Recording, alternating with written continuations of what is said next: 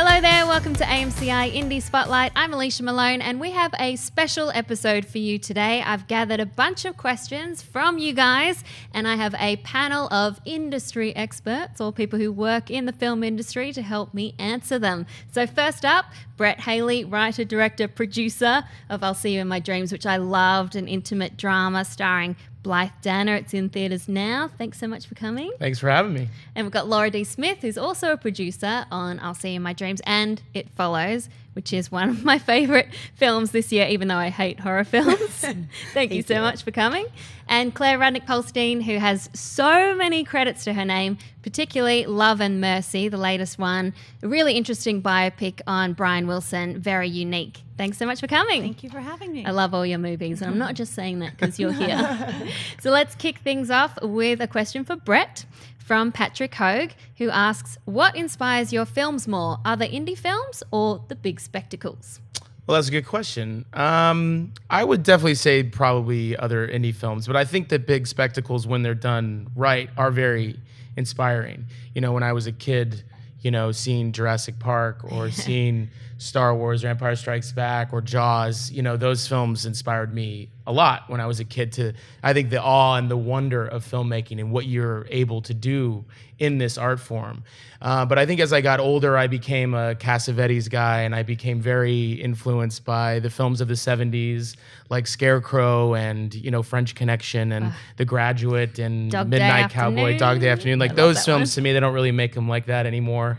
And now I'm really inspired. I think every year, you know, there's great indie films every year that I think inspire me and keep me, you know, I just want to be as good as those people. Like the Coen brothers are a constant source of inspiration for me. And I think that they do things totally their own way. So I think it's a mix of both. And when you see a great blockbuster movie, you know, that's really fun too. And it's cool when you see people like Colin Trevorrow, who did Safety Not Guaranteed and now Jurassic World. Yeah. Would that be a way you'd like to go if the right studio film came to you? Yeah, I think I would wait a little bit longer. I think, you know, you want to kind of build up to that, I think, because it's a totally different way of working. You know, so if all you know is the indie system and then you jump to like the studio movie, there's probably a lot of I don't know if it's like red tape or something. I mean, sure, there's a lot more people, there's a lot more cooks in the kitchen, a lot more money at stake, a lot more. So I think you want to kind of get prepared for that. But if the right movie came along, like I always said, like if the Boba Fett movie came my way, my 14-year-old self would be like, do it now. I'm gonna start that rumor now. Yeah, so I'm gonna start that. Yeah, put it out there. I'll do the Boba Fett movie, guys. I'll See You in My Dreams, Boba Fett. I love it. It's easy. I love it. I can see that jump. Now a question for Laura from Adam Choate. How do you get big actors like Blythe Danner to do roles for smaller films?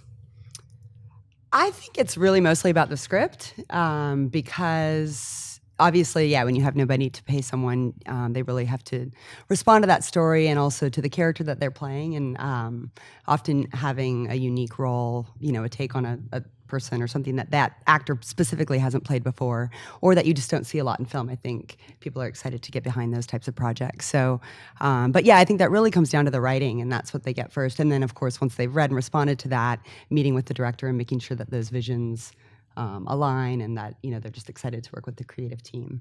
But the beautiful thing about it, the flip side, is then you really ensure that everyone who's there is there because they love the project, and having that spirit on independent films is really wonderful because no one is there for the money, really. And does it help a lot when you have a bigger name attached to get audiences in, do you think?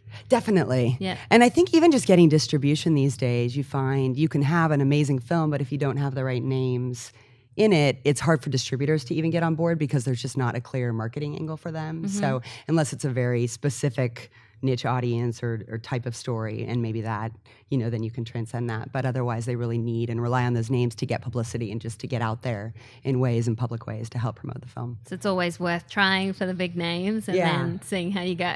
Yeah, definitely. If they're right for it. Yeah. Oh, yeah, if they're right. Yeah, you don't want to do it and compromise your You don't want to just be vision. like, give it to that person. Like, if they're really great for the role, or maybe it's something they haven't done before. Yeah. Like, you know, seeing like Steve Carell when he did Foxcatcher, like that kind of thing, which is really exciting, I think, for people. Otherwise, the audience can see through it. Maybe it just might not be the smart move. Or it ends up being the story you didn't envision, which can be tough. I also think for like once we had Blythe and Bob with Dreams, I think other actors then gravitate to someone like that. So people come on board because they want to work with her, they admire her work. So it helps draw in other people like around Sam her. Elliott, who I love. Oh, he's so great. All right, a question for Claire. Carl Wilkins says, what inspired you to follow this career? How did you give yourself that little extra kick to bring your dream into life? Where did you start? You know, I'm actually a lawyer, and when I was in law school, it was just reading all the cases, and I actually didn't care that much about the law, but was more interested in the people and their work and their story and how they got themselves in trouble and how they were getting themselves out. So I've always had an interest in storytelling. And just to go back to what Laura said, I mean, that's the script is where it all starts. So you have to have a great story. And then you read stories in your life, or you get stories that come your way that you're incredibly passionate about. And that kind of propels you, because every day you need to be passionate about them to get them to the end, hopefully to get them released. And then So even after they're released, they're still Still a long way to go. you still are right down pushing. So you have to really, really, fall on your sword for these projects. So how did Love and Mercy come to you? It's a long story, but the long short story is the rights were available. The Wilsons' rights were available at Warner Independent, and this was about 8 years ago. And I worked with John Wells, and we're at Warner on the Warner lot. Our deal's at Warner, and they had given it to us to see if it was something we'd be interested in producing. And we were, and we did, and started to. And then Warner Independent fell apart. And then we were looking for other financiers and partners to come in to help us out. And that's how we ended up with River Road. Mm-hmm. And so they were both producing partners and financiers. And so then we just developed it with them, switched writers, kind of so reinvented it's such a long road. Yeah, it was, it takes a while. It worked out. Takes a while and takes a village. But It worked out well. Yes. Another question for Brett from Kristen Celabito says, what's the process like of getting your film shown at festivals? Festivals are great for independent films, and especially big ones like Sundance or Cannes or things like that. I think they can really help. I think I've always dreamed of getting my film into Sundance. I don't know, as like an American indie filmmaker and a person who's always that was always a dream. So I think, and it's also the most ideal place to get your movie sold, especially if you're completely independent and you're showing up and you're saying, well, I hope I can find distribution. A festival like that or Cannes, and there's a few others that can do that as well, can really help you get there. So you never know. You submit and you're just like, well, I hope this works out. So getting I'll See You in My Dreams into Sundance, getting that call, which was from Laura and Rebecca, my other producer, Rebecca Green, they called me and they tricked me. They told me, you were like talking about you were talking about some this thing is not doing this and we're da-da-da. Oh, and by the way, we got into Sundance. And I was like, are you kidding me? So it is a big moment, and I think I wasn't prepared for Sundance. I don't think mentally. It's a lot. Yeah. It's a lot to take in. There's a lot of movies there, a lot of famous people. And then I had shown the film to I think the most I'd ever shown, I'll See You in My Dreams, was 10 people in my apartment in Brooklyn. And then we showed up to the Eccles Theater, and it was 1,500 people. And I was like, well, here we go. So it was an amazing experience though. And the film got picked up. And I think I've been at 15 or 20 film festivals since then with the film. So I love sharing it with people. Festival audiences are super excited and really warm. The Sundance audience in particular was the best audience ever, because they just feel like they're seeing something first. They're seeing, they're getting that first special look, and they feel really it's that magic is in the air. Yeah. And they have the cast there and everything. So it's a wonderful experience. Yeah. So for indie films, festivals are a great way to get it to distributors. I think it's the only way. I think it's the only way. I mean, I think if you make a film, it's got to go. It's got to get reviewed. It's got to get. They'll be in the room with the audience, and if the audience is responding, those distributors are going, okay, there might be something here. Yeah. Also, I heard about it at Sundance. I didn't get to see it at Sundance, but since Sundance, I was like, I have to see this movie. So I was so glad when I finally did. Okay, another question for Laura. CG Jones says, how does a producer seek out scripts for indie movies? Is there a way do people come to you, or do you go to other people? Yeah, they mostly get sent to me at this point through primarily literary agents and managers who represent writers. So they'll send material, or just through filmmakers that you have existing relationships with. Like Brett, we've worked together for a few years now on some other projects, and then this one, he actually went and wrote the script and brought it back. And Rebecca, my partner, and I fell in love with it, and we just decided that it was going to be the one we made next. So we move forward that way. But I think also through writer-directors I've worked with, they often refer me to writers that they know, friends and colleagues and things. So it ends up usually being people you know directly, or a degree of separation at this point. And what is it like when you're getting financing together for a movie like I'll See You in My Dreams? Does it vary from movie to movie? It's hard. Yeah, it's hard. It's long. Dreams actually came together relatively quickly, big picture, compared to many of these films, as you know from Love and Mercy, maybe it can take years and years. And a lot of that can just be situations changing, or someone who was championing your film at a company leaves that company and now you don't have that internal voice or whatever it is. But Dreams, it was we lucked out. It was a really smooth, relatively quick process. We did a Kickstarter campaign up front that ended up being about 10% of our budget, and then we raised the rest through investors. And as we got more cast, we had new investors come on board, and it kind of built itself that way. But there was a world too where we were prepared to make it, for far less if we had to. We were like, we're making this movie this spring. This is happening, and we're going to do whatever we have to do. And it was shot in 18 days or something crazy like that? It doesn't look it. Thank you. It doesn't look it at all. Thank you. 18 days. It was fun. Yeah. I like. Well, it's a huge testament to our DP, our production designer, our department Our heads who bring actors. so much, and actors, and everyone was just so there and so committed and just brought their best. It was really a lucky. A lot of blood, sweat, and tears with indie movies. One day I'm going to be rich, and then I'm just going to invest in a lot of movies. Oh, good. That's what I want to do. I don't know how I'm going to get rich, but one day it will happen. Okay, question for Claire. Jason Smith says, do you think it's more important to follow your passion, make art, or are you looking for something that will be profitable, make the money back? Well, I think you'd like to find both if possible. I mean, just because I think you can tell just from us speaking, it takes so long and you have to be so incredibly passionate about what you do. I feel to have a project that really has no economic upside at all is probably, I mean, for me personally, I don't think I would work as hard as I did for that. I mean, I think you hope that, and I would say the upside doesn't necessarily have to be economic, could be something, where it touches people's hearts. I mean, I think there's different reasons to make the film, but I think if there's really no business reason to make it, I think it's challenging. Yeah, it could be like a socially conscious film. Maybe, right, and that's important, and it's also right, have to and that's pay the worth bills. it. But I just think generally it's going to be more difficult, and you just have to decide with your life if that's something that you want to do or what's important to you. Yeah. Again, I'll be rich and I'll Help us all out. Another question for Brett. Tom Anderson says, are making short films a good way to hone your craft before attempting something at feature length? You did quite a few shorts. Yeah. I think making movies in general, writing, let's say you want to be a writer, you should start writing. If you want to be a director, you should start directing. You want to be an actor, you should be acting. You should do the thing, because I think failure is a big part of it. Not really doing well and learn. That's how you learn. You don't learn from success. You learn from failure. And I think that from a very young age, I was making films, both shorts and features. But I think just because I loved it. I mean, I love being on set and working with actors, and I love writing, and I love telling stories. That's the thing I'm most passionate about. So I think that if you can go make a short film, you should. If you can go make a feature, you should. Because I guess it really depends. At the end of the day, I sort of convinced myself, well, I better start making cheap features. My first film, The New Year, was a $5,000 feature. And I wrote it with that in mind. Like, well, how can I do this format that the world and the industry recognizes as we were talking about, a profitable format. A short film is not a profitable format. Yeah. It's not something that can go out there and people can see and it make money. So I sort of started with shorts. I think it's a great way to hone your craft. It's a great way to get used to it.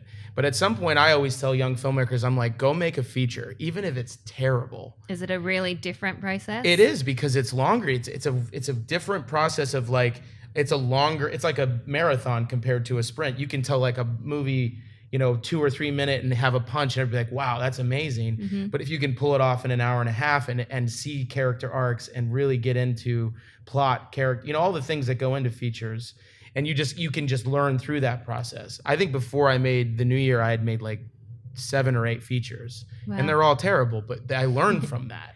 You just sort of get into that rhythm of what it means to edit one, what the workflow's like, what the schedule's like. But I think if you're making anything, you have to go out there and do. It's got to be for the love of the work, and that's the way people get better. I don't know any other way to practice except for actually going out there and doing it. Is just start. Just start doing it. There's no good time or good place to start. You don't need $1 million. You can just go and shoot something. If something's really good, you can have 2 great actors in a room. I mean, plays can show us that. If you can do something great, people will respond to it. I always go back to Linklater's tape, which is based on a play, and it's 3 people in a hotel room, and it's amazing. And he just shot it on a handy cam, handheld, in a real hotel room, and it's amazing. So you can, how much did that cost them? But Right. some food Exactly. maybe for the actors. And if the story's good, people will People- overlook some they'll things overlook. like cinematography and I think so. Obviously, you want everything to look as great as possible. But at the end of the day, I'm a big believer in the script and the performances. If they're there, you've got something. that's I great. think it's a great advice. format to just play with different ideas too and try out different techniques Yeah. and things that we don't have as much pressure as a feature. Yeah. Just Absolutely. Just hone your start craft. Yeah. doing something. Another question for Laura. Taryn L says, is the internet a good way to get a director's work noticed? Do producers not take things found on YouTube seriously? Do you ever look online to find a new director or a new voice? Or look at examples I'll of their look at work? stuff if it comes my way and it's online. Absolutely. I think we take it seriously, but the trickiest part, I think there's just so much content out there that it's a matter of finding it. Yeah. So if you have something online, even if it's amazing, if you don't get it in front of the right people and get them motivated to actually take, even if it's 3 minutes to watch, in a busy day, it's amazing how long it can take you to get to a 3-minute short film. So I think it's really just about making sure you then push and get it in front of the right people. And that's where film festivals are really valuable too, because you have an audience who's there to watch films and watch content and look out for talent. But I think it's absolutely worth putting content online and getting it out there in any way that you can, just in terms of promoting your own work. You can kind of have a little portfolio Yeah. for yourself online, something you can Definitely. send to people. Well, now through Facebook and other social media channels too, there's a great way to promote it and kind of help push it out and get people to, Yeah. spread it for you. And then every once in a while, there's a Kung Fury, which goes Right, viral. exactly. And all those things, like that guy that just did that monster, it was like sci-fi. I forget the yeah. thing, but he put it on Vimeo, and he's like, I think they got like $100 million to go make it. So there's definitely a world in which that's very profitable. You never know. You never know. Do you put any of your short stuff online? All my stuff is on Vimeo. I just put it up. Most of the shorts I made, I never even submitted to festivals. Yeah. I just made it, finished it, put it on Vimeo, and said, okay, what's next? Next thing. Yeah, just again, just learning and putting it up. So, yeah, you can go watch all my bad short films online. I'm going to check them out. Yeah. Question for Claire from Trevor Hagen. In a world with so many films, is there anything you can do to get yours noticed by an audience? Make a good film. Yeah. I mean, That's what it comes honestly, down to. I feel it's making a good film. I mean, I don't know in terms of, I've been fortunate enough with our distributors to usually have good marketing departments, which, are invaluable in terms of word of mouth screenings, getting them, in front of the right audiences, and been fortunate enough to have budgets for TV spots, which are, hugely helpful. But I do think it goes back to the material and making a good film. And if it's a good film, I will say sometimes they might not have their day when you want them to necessarily have their day, but sooner or later audiences hopefully will find them. And for you, is film festivals worthwhile even if you have distribution? Like Yes. I remember Love and Mercy was at South by Southwest. Well, right. And again, that's a marketing tool. We've had, August Osage County was same thing at film festivals, and that had distribution. I think it definitely helps in terms of the reviews, going back to what you were saying before, and having the right people seeing them, and hopefully having a friendlier group of people who are really movie people and not kind of snarky people seeing them and embracing what you do. Yeah, South by Southwest is great for that. Sundance can, you could get booed. Right. Yeah, and You then, don't want that. and Very every prestigious. festival has its own personality. Yeah. Like But that Telluride almost is becomes great. a thing as well. Like this got booed in Cannes, Taxi Driver got booed in Cannes. Right. It becomes the thing. That becomes Right. yeah. yeah. Hopefully that won't happen if you have a good movie. Yeah, exactly. So go Hopefully back. people will cheer, Yeah. standing ovation, all that stuff. Brett Nicole Ray asks, has financing a movie changed with crowdfunding sites like Kickstarter? We were talking about this before. Do you recommend Kickstarter for someone who's starting out in the business, or do you think you need more of a star name to even get that attraction? It's hard. I mean, Kickstarters was the hardest thing I did in conjunction with this film by a mile. Mm-hmm. I had a really great time making this film at every step, and the hardest thing was that month that I tried to get $60,000 on Kickstarter. Yeah. It was stressful. It was annoying. I was annoying everyone on social media, all my family, all my friends. It's really kind of humbling and to ask everyone for money. It's not fun. Soul destroying. And I think that in the end of the day, the Kickstarter backers that did back our film are very proud of it. They're proud to have their name on the movie or to be associated with it in some way, shape, or form. I wouldn't go into it lightly. I feel like there's a little bit of like this idea that, I can just go on Kickstarter and get $20,000 and it's fine.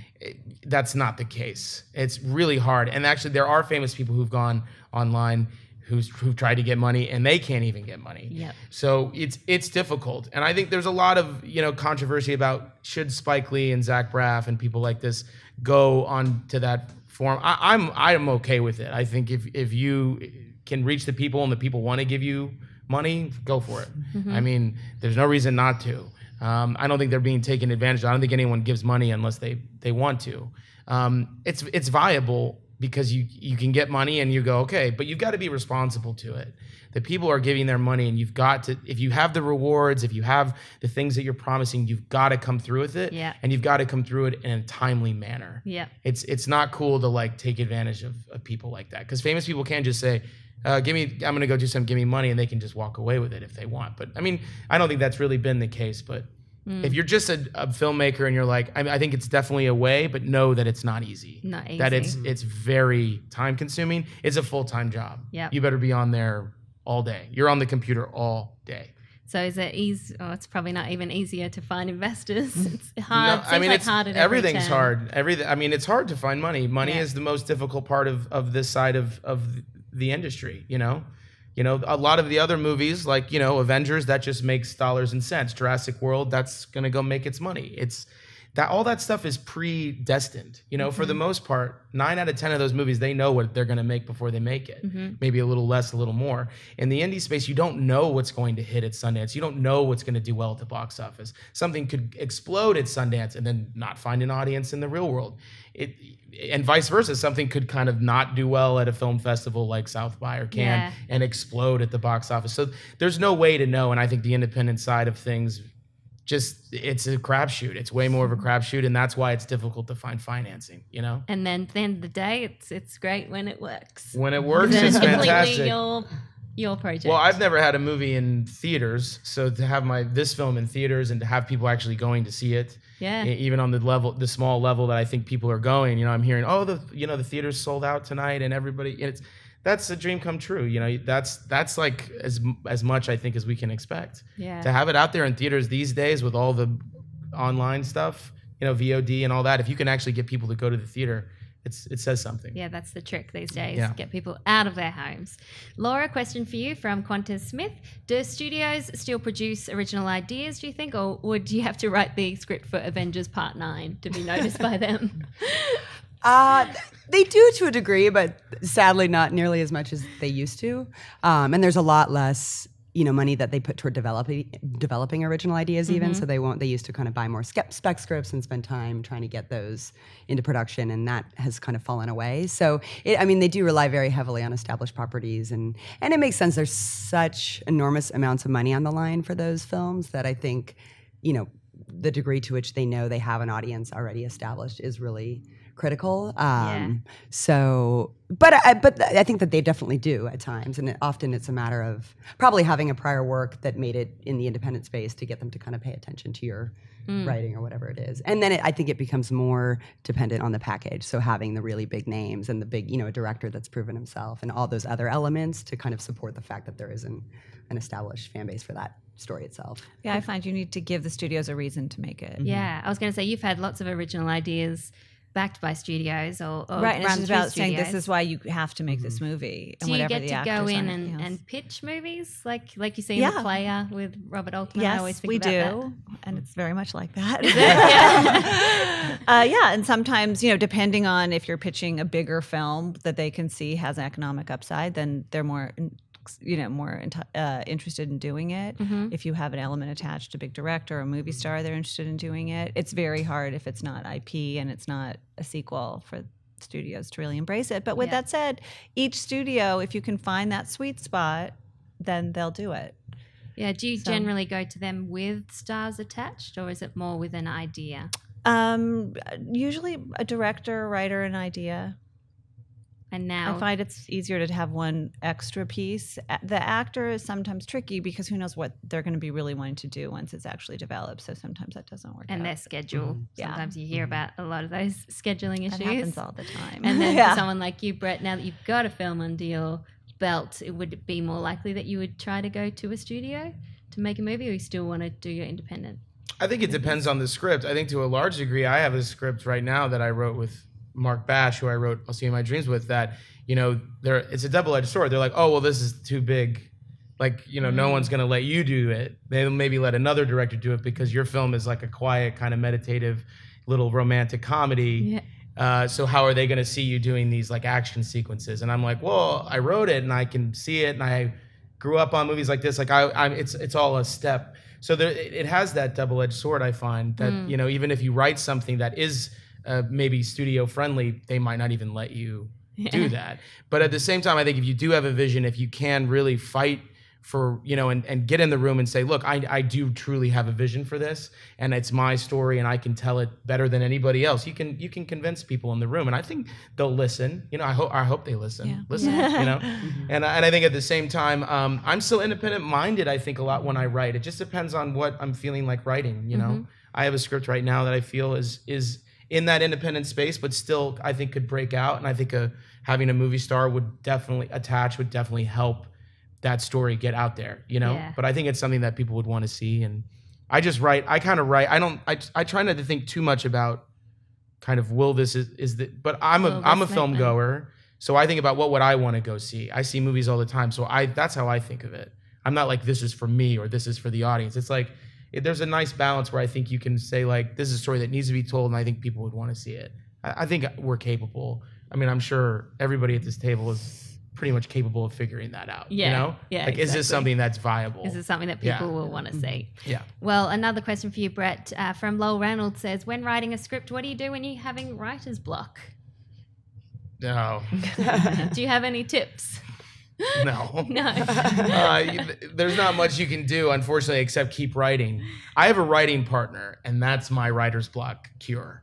Because when I'm like, I can't write this scene, I just go, here, man, you write it. I can't, I'm stuck. And a lot of times I think just taking some, having some time away from it and letting somebody else work on it really helps that. Mm-hmm. So that's my cure for it. But if you're writing alone, it's why I don't write alone, because I can't do it. So it could be very isolating to write by yourself, I imagine. I wish you could say like, you can go like have a big glass of orange juice and it'll come right back to you or something. But like, I don't think there is like a quick fix to it. I think the thing about writing is you just have to, there are good days and bad days when you write, and you just have to sit down and you have to fight through it. It's a fight. Writing's like, it's a battle. So just keep going, And if you find somebody that you're good at writing with, you should. Yeah. But that's hard too. Unless you're the Coen brothers and then you write Barton Fink while you're struggling with writer's block for Miller's Crossing. That's right. There you go. They're like, oh, let's write about our writer's block. Yeah. But they have each other as well. Yeah. And they're the Coen brothers. And they're the Coen brothers. Yeah, I can't wait for Hell Caesar. Oh I'm so excited. Anything they do. Yeah, me too. And last question is for Laura. I was so worried about saying this name that I stuffed up your name. Aditya Kasyap. Hope I got that kind of right. Just blame my accent if not. When you set out to make a movie, do you keep the target audience in mind or try to make it universal? This is kind of what we were talking about before. Are you thinking about the kind of audience that will go see the movie, or are you just writing the to a degree? I think about that more before the movie's made, because that's a lot of just getting it off the ground and deciding what's worthy of your time and kind of pushing on the financing and all that. Once you're making it, I think it's more at that point of just making the best version of that movie that you can and what you envision telling. And hopefully if it's a really good film, that makes it universal, even if it's a world that's totally different from someone's world. But if there are human themes or just something that people connect to, I think that can hopefully reach a more universal audience. So yeah, I guess it's a combination of the two. Yeah, it's funny because it seems like sometimes the more specific you get, the more universal it sometimes ends up being. Yeah. That you can, like with Love and Mercy, I saw that, and I haven't been through anything that Brian Wilson's been through, but you can kind of understand some themes and how people are feeling when they watch the movie. When you were making Love and Mercy, did you think about the Beach Boys fan base, or is it just a story for everyone? We didn't really, but we worked with Brian and Melinda, and that's part of their lives. So it was always, I think we wanted to be authentic to Brian, which would appease the fan base. But you're always going to get that one fan that said, that mic you used in the scene, that was the wrong mic. So we tried really hard to appease them. But at some point, you just need to focus, like you said, like Laura said, on the story and making sure you tell it well. Awesome. Thank you guys so much. I think one of the big things we've learned today is story. Story seems to be the theme. The story seems to be the most important Characters. thing. Character, yeah. Characters. Yeah, I think it's all about if people go to watch a movie and they connect to it, if they connect to the people and either see themselves or I'm all about empathy. When you go to the movies, it's about learning about something that you know nothing about. And I try to make films from that place. And I think, seeing Love and Mercy or I'll See You in My Dreams, these might not be people that, like you said, like you might not have anything in common with Brian Wilson, but I think we can all connect to him and his story and what he went through. I didn't even know much about the music. Exactly. And the same thing is like you might not be a 70-year-old widow, but I think that there's a lot to learn from a 70-year-old widow. It's why I wrote this film. So I think that's what's big. It's like connecting. We're all connected. That humanity, I think. Yes, absolutely. That feeling or that emotion or relationship. Yeah. That's universal right there. That feeling that I think we all share amongst humans. So I love that. Let's end on that note. Thank you guys for watching AMCi Indie Spotlight. Okay, time to plug. So Brett Haley, where can people see I'll See You in My Dreams? I'll See You in My Dreams is in the movie theaters now. Doesn't that make you feel good? Yeah, it's in like 240 screens or something like that. Wow. So it's still kind of doing the platform release. So it's out there and it's in all major markets as far as I've been told. Wow, so cool. go see it. I know it's in like Tulsa, Oklahoma, That's great. for instance. And here in Los Angeles. Laura D. Smith, so can people still see It Follows? Is that still out there? Or is it coming soon to video on demand? It's winding down on its theatrical. I think it is still in some major cities. I'm not sure exactly how many actually. But and then it'll be out later this summer on video on demand and DVD. I'm going to see it again. And after that movie, I was like, I'm never having sex again. Right. Very scary. And Claire Polstein, where can people find Love and Mercy? In theaters and expanding week by week. So hopefully it will be, in your city. Awesome. I can't wait to see it again. Yeah. Thank you guys once again. I'm Alicia Malone. You can find me on all the social media networks and go out and see all these movies. And I'll see you next time.